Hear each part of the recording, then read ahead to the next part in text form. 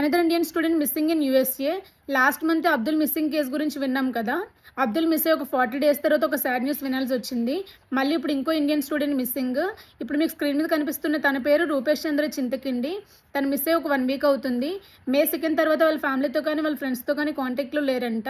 వాళ్ళ ఫ్యామిలీ అయితే పోలీసులకి ఇంకా ఎంబసీ వాళ్ళకి కూడా ఇన్ఫామ్ చేశారంట. అండ్ చికాగోలోని పోలీసులు ట్రై చేస్తున్నారు తను ఫైండ్ అవుట్ చేయడానికి.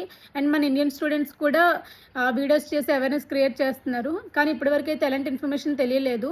మీకు కనుక రూపేష్ గురించి ఎలాంటి చిన్న ఇన్ఫర్మేషన్ దొరికినా ఇమ్మీడియట్గా మీకు స్క్రీన్ మీద కనిపిస్తున్న నెంబర్కి ఇన్ఫామ్ చేయండి.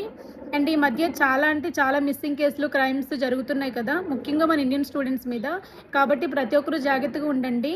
మన ఫ్యామిలీ ఎలానో మనకి ఇక్కడ ఉండదు, ఇంకా మనకు ఉండేది రూమ్మేట్స్ అండ్ ఫ్రెండ్సే. కాబట్టి మీరు ఎక్కడికైనా వెళ్ళే ముందు ఎవరో ఒకరికి కానీ ఇద్దరికి కానీ చెప్పేసి వెళ్ళండి. అండ్ చాలా సేఫ్గా ఉండండి. అండ్ ఈ వీడియో మీకు వీలైనంత ఎక్కువ మందికి షేర్ చేయండి. And please